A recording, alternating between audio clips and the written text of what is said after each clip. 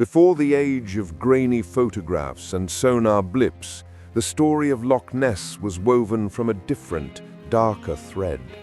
The deep, peat-stained waters of the Great Glen have long been a vessel for Scottish folklore, a place where the veil between worlds feels thin. For centuries, the loch was not home to a prehistoric relic, but to something far more primal, the water horse, or the each uske. This malevolent shapeshifter of Celtic lore was a creature of terrifying power, luring unsuspecting travelers, particularly children, to a watery grave. It could appear as a magnificent steed, inviting a rider, only for its skin to become adhesive, trapping the victim as it plunged into the depths. This was the original monster of the Ness, a supernatural entity, not a biological anomaly. The first recorded encounter to break out of pure folklore and into a semblance of historical account comes from the 6th century. The hagiography Life of Saint Columba, written a century after the saint's death by Adomnan of Iona, details a remarkable event in 565 AD. Columba, an Irish missionary credited with introducing Christianity to the Picts, was traveling near the River Ness when he came upon a group of locals burying a man. They explained the man had been mauled and dragged under by a water beast. Undeterred, Columba instructed one of his followers, Lugnius Mokumin, to swim across the river. As Lugnius entered the water, the beast, described as moving with a great roar and an open mouth, surfaced and charged. The Picts and Columba's followers were frozen in terror. It was then that the saint stepped forward, raising his hand and making the sign of the cross.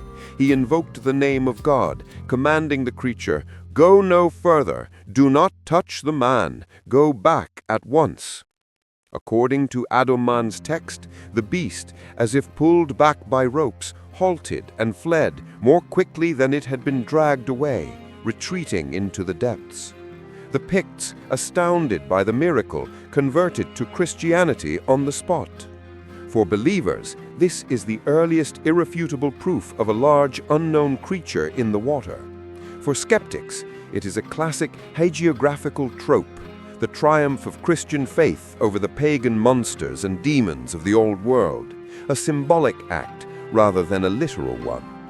Either way, it set a precedent. The waters of the Ness were a place of mystery, a place where monsters dwelled long before the world's media ever turned its cameras towards its shores. The global phenomenon of the Loch Ness Monster truly began in the 1930s. The completion of the A82 road along the loch's northern shore in 1933 suddenly provided an unprecedented clear view of the water's surface. Sightings exploded. In April 1933, a local couple, the Mackays, reported seeing an enormous whale-like creature rolling and plunging in the water. The story, reported in the Inverness Courier by Alex Campbell, coined the term monster, and the media frenzy began. Yet it would take one iconic, haunting image to cement the creature's appearance in the public consciousness forever. On the 21st of April 1934, the Daily Mail published a photograph that would become one of the most famous images of the 20th century. Attributed to Robert Kenneth Wilson, a respected London gynecologist, it was dubbed the surgeon's photograph. The image was stark, grainy, and utterly captivating. From the calm, dark water, a long serpentine neck and a small head rose in a graceful curve. It was the definitive portrait of a prehistoric survivor, a living plesiosaur defying extinction. For 60 years, this photograph was the cornerstone of Nessie belief, the unassailable proof held up by cryptozoologists. Wilson himself maintained a dignified silence, claiming he simply pointed his camera and took the shot, refusing any payment or fame, and lending an air of unimpeachable credibility to the story. But the photograph was a masterful, calculated lie. The truth began to unravel in the 1970s, but it was not until 1994 that the final confession emerged. Christian Sperling, on his deathbed at the age of 90, revealed the entire plot. The hoax was orchestrated by his stepfather, Marmaduke Wetherell, a big game hunter and filmmaker who had been hired by the Daily Mail to find the monster. After Wetherell found suspicious footprints on the loch's shore, he made casts and sent them to the Natural History Museum for analysis, only to be publicly humiliated when they were identified as the prints of a preserved hippopotamus foot, likely from an umbrella stand or ashtray of the type popular with hunters. Seeking revenge on the newspaper that had ridiculed him, Wetherell enlisted Sperling, a skilled model maker. The monster was sculpted from wood putty over the conning tower of a 14-inch toy submarine. They took it to a quiet bay, photographed it, and then enlisted Wilson, the respectable doctor, to act as the credible frontman. The surgeon's photograph was a brilliant piece of theater, a hoax that perfectly captured the public's imagination and defined the shape of a legend for generations. Its exposure did little to deter the most ardent believers, but it serves as a crucial lesson in the story of Nessie. What we see, or want to see, is often more powerful than the truth. The fervor of the 1960s, a decade of pushing boundaries in science and culture, gave rise to a new, more systematic approach to monster hunting. The era of the lone tourist with a box brownie was supplanted by organized, quasi-scientific expeditions. At the forefront of this movement was the Loch Ness Investigation Bureau, or LNIB. Formed in 1962, the LNIB was a volunteer-based organization that aimed to conduct a long-term, round-the-clock watch of the Loch.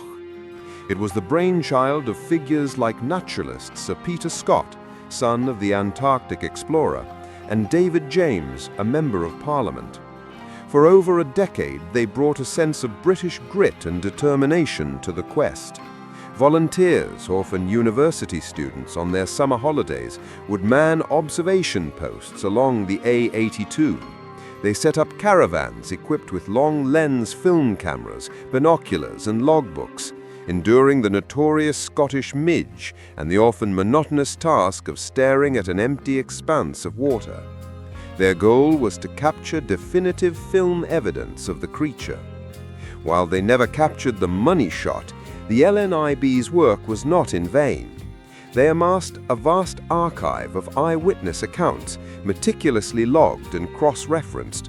They filmed unidentified wakes, strange disturbances, and objects that defied easy explanation. One of their most famous pieces of evidence is the Dinsdale film, shot by aeronautical engineer Tim Dinsdale in 1960, prior to the LNIB's formation, but heavily studied by them. The film shows a dark, hump-like object moving across the loch, leaving a powerful wake.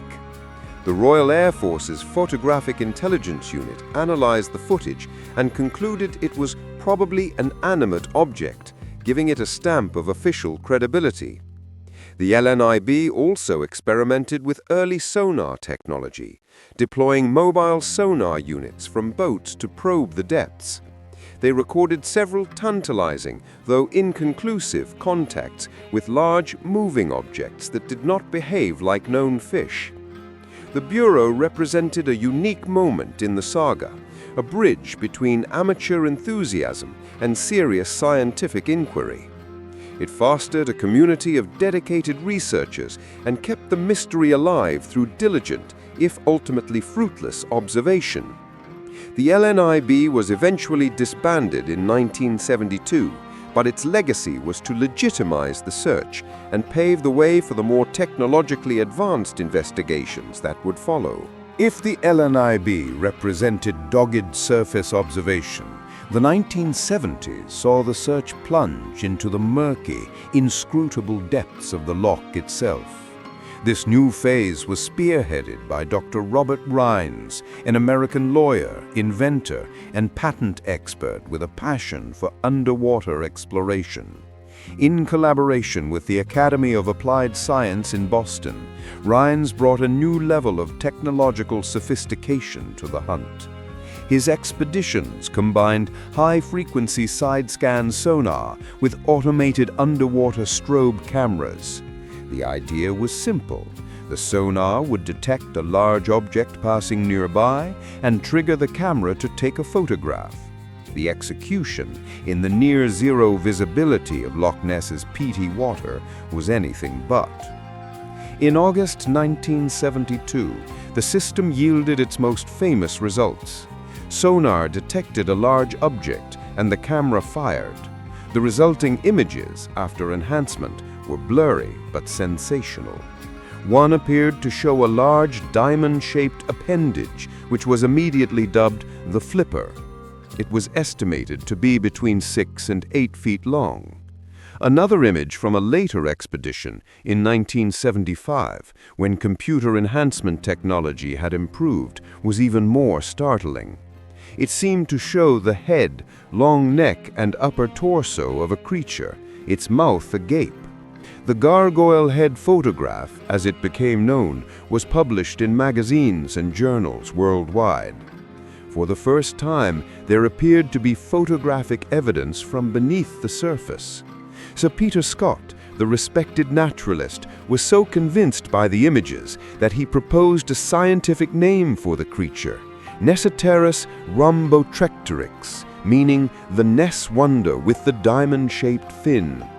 However, the scientific community remained deeply skeptical. Critics pointed out the immense potential for misinterpretation in the low-resolution, enhanced images. The flipper could be the loch bed, a strange log, or an artifact of the imaging process. The gargoyle head photograph, as it became known, was particularly controversial. Skeptics argued it looked suspiciously like a decayed tree stump that had been photographed from a specific angle. The images were too ambiguous, too open to interpretation to serve as definitive proof. They were a Rorschach test for the depths. Yet the Rines expeditions were significant. They demonstrated the potential of underwater technology and produced the most compelling, if debatable, physical evidence to date. They fired the imagination of a generation and proved that even if there wasn't a monster, the mystery was deep enough to warrant a serious, technologically driven search.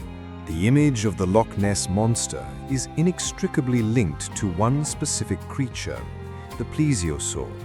This long-necked marine reptile, which swam the oceans during the age of the dinosaurs, became the default explanation for Nessie, largely thanks to the surgeon's photograph. The theory is, on the surface, alluring.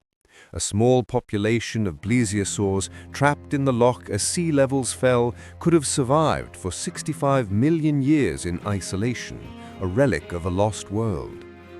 Eyewitness accounts frequently describe a long neck, a small head, and flippers, a description that fits the fossil record perfectly. The idea of a living fossil is a powerful and romantic one. However, when subjected to scientific scrutiny, the plesiosaur theory collapses under the weight of biological and geological reality. The first and most insurmountable obstacle is the Ice Age. For thousands of years, the area now known as Loch Ness was buried under a colossal sheet of ice, kilometers thick. The loch, as we know it, was gouged out by glacial action and only filled with water around 10,000 years ago. It is a geologically young body of water. No large, air-breathing animal could have survived frozen solid for millennia. Secondly, plesiosaurs were air-breathing reptiles. Like modern sea turtles or crocodiles, they would have needed to surface regularly to breathe. A breeding population of animals, even a small one of a few dozen individuals, would result in hundreds, if not thousands, of surfacings per day. Yet even at the height of Nessie mania, sightings were exceptionally rare. They simply wouldn't be able to hide. Furthermore, the ecosystem of Loch Ness is entirely insufficient to support a large population of predators. The loch is an oligotrophic body of water, meaning it is nutrient poor. The total fish biomass has been estimated at around 20 to 30 tons. This might sound substantial, but it is nowhere near enough to sustain a viable breeding population of animals weighing over a ton each. They would have starved to extinction long ago. Finally, the water itself is a problem. With an average temperature of just 5.5 degrees Celsius, it is far too cold for a large reptile, which would likely have been cold-blooded and dependent on external heat sources to maintain its metabolism. While some theories propose a warm-blooded plesiosaur, the energy requirements would be even greater, exacerbating the food shortage problem. The plesiosaur theory is a captivating piece of fiction, but scientifically, it is a non-starter. If there is no plesiosaur, then what are people seeing? The vast majority of sightings can be attributed to the misidentification of known animals, objects, and natural phenomena, often exacerbated by the power of suggestion and the challenging viewing conditions of the loch. One of the most common culprits is the boat wake. The wake from a single cruiser can travel for miles, and as it interacts with other waves and the shoreline, it can create strange humps and patterns that, from a distance, look remarkably like a living creature moving with purpose.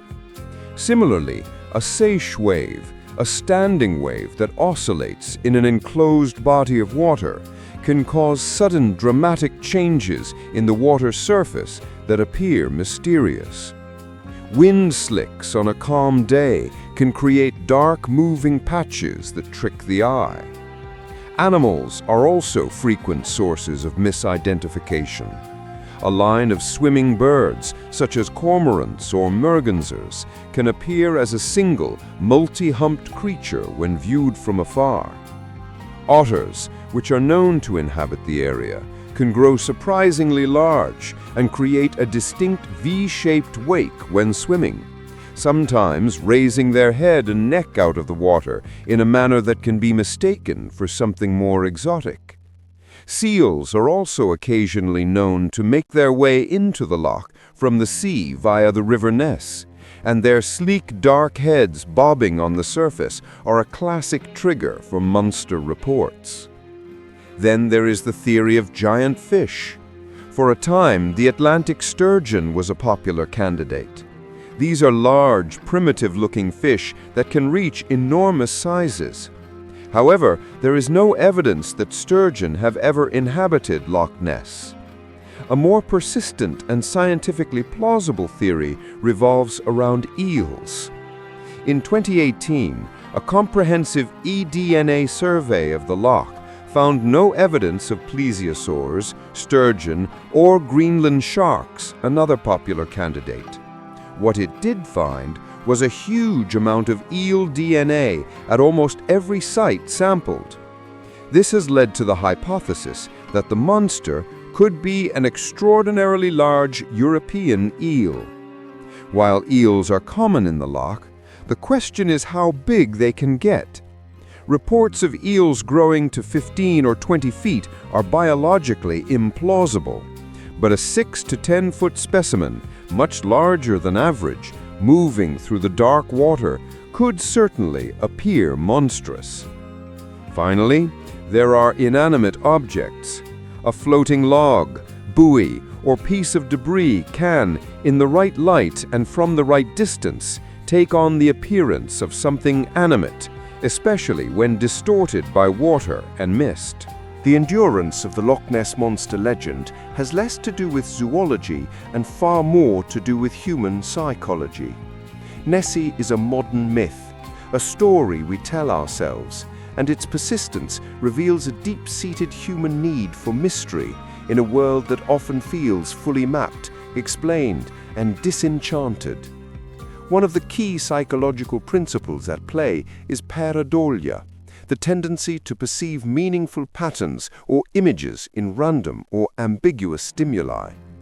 Our brains are hardwired to find faces in clouds, figures in shadows, and, it seems, monsters in the waves and wakes of a Scottish loch.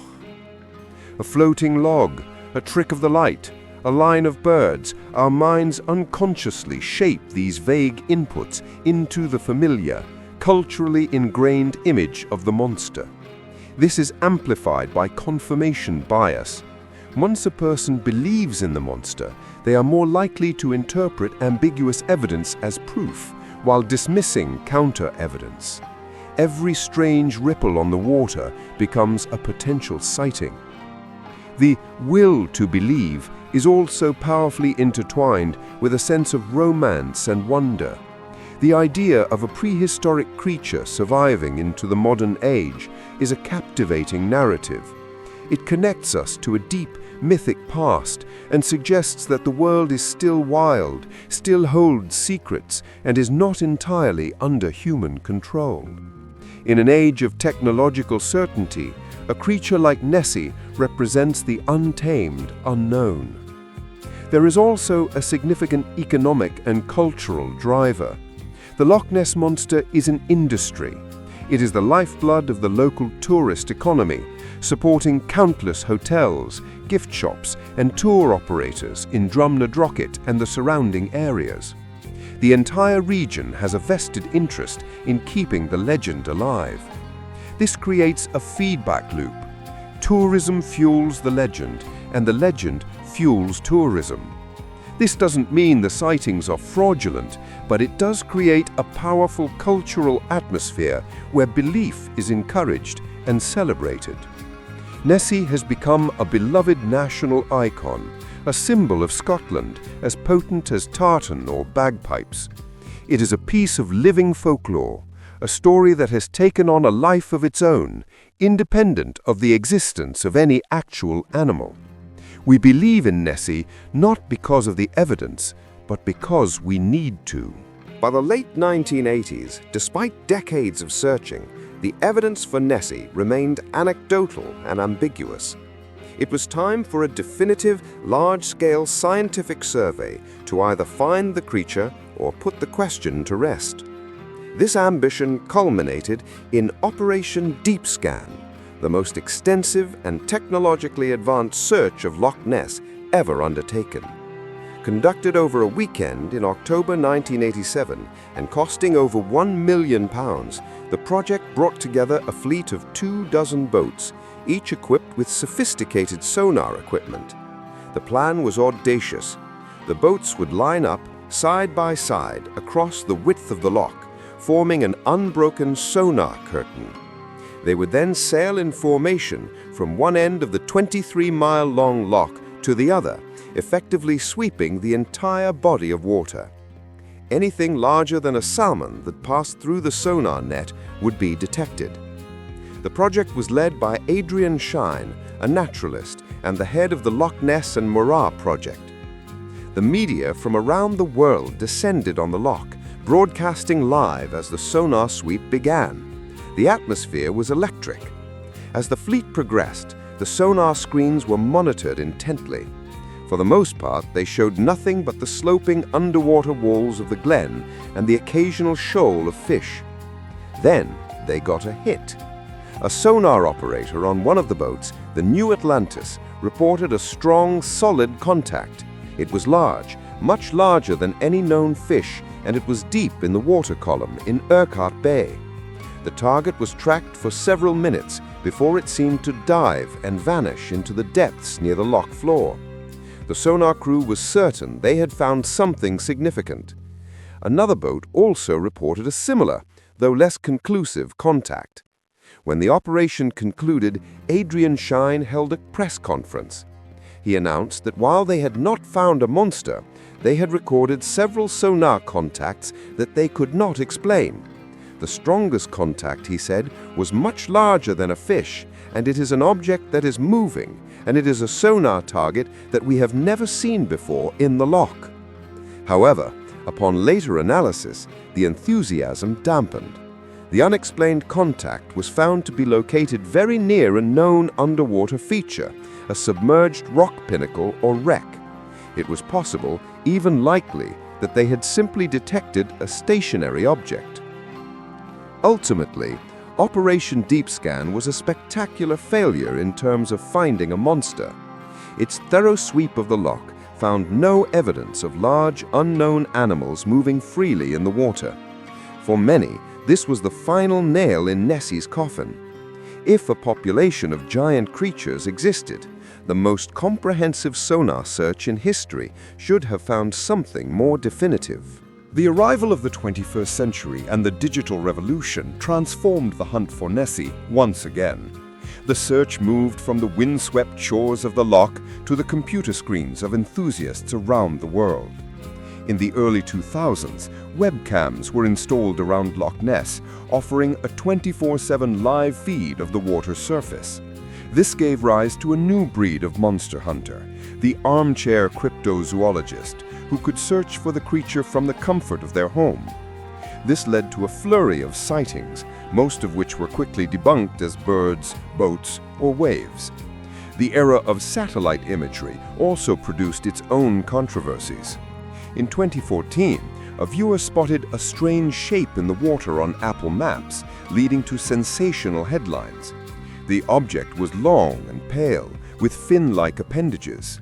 However, experts quickly identified it as the wake of a boat, the vessel itself having been digitally erased or obscured by the satellite imaging process. Similar sightings on Google Earth have all met with similar, prosaic explanations. Technology, it seemed, was becoming better at debunking the monster than finding it. The most significant technological contribution to the mystery came in 2018. Professor Neil Gemmell, a geneticist from the University of Otago in New Zealand, led a major international project to survey the loch's biodiversity using environmental DNA, or eDNA. The process is simple. Every living organism sheds DNA into its environment through skin, scales, feces, and urine. By taking water samples from across the loch and sequencing the DNA within them, scientists can build a comprehensive picture of every species living there. The team collected over 250 water samples from the surface to the deepest parts of the loch. The results were announced in 2019 and were definitive. There was no shark DNA. There was no catfish DNA. Crucially, there was absolutely no reptile DNA. The Plesiosaur theory was, from a genetic standpoint, completely dead. What the study did find, however, was a very significant amount of eel DNA in almost every part of the loch. While Gemmell stressed that their data could not determine the size of the eels, he conceded that it was plausible that some eels might be growing to an exceptional size, and that one of these giant eels could be behind the sightings.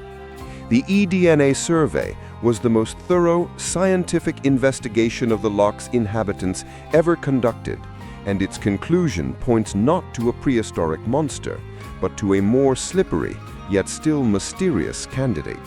After centuries of folklore, decades of dedicated searching, and countless photographs, films, and sonar readings, what is the ultimate truth of the Loch Ness Monster?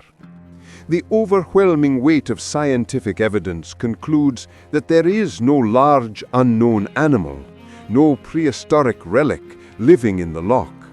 The sightings are a complex tapestry of misidentification, wishful thinking, and outright hoaxes, all woven around a kernel of ancient folklore. Yet to dismiss Nessie as not real is to miss the point entirely.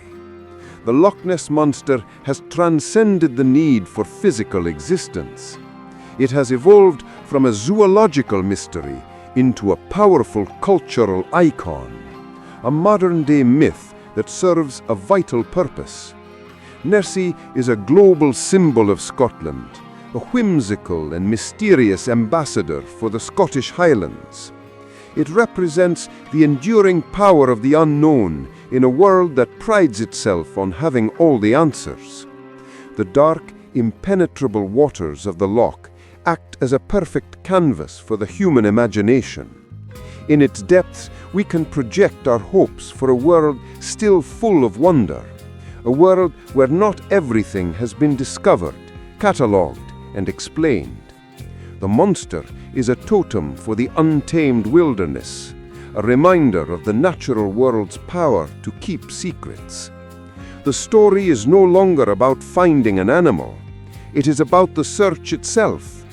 It is about the dedicated volunteers of the LNIB, the technological ambition of Robert Rhines, the systematic sweep of Operation Deepscan, and the genetic precision of Neil Gemmell.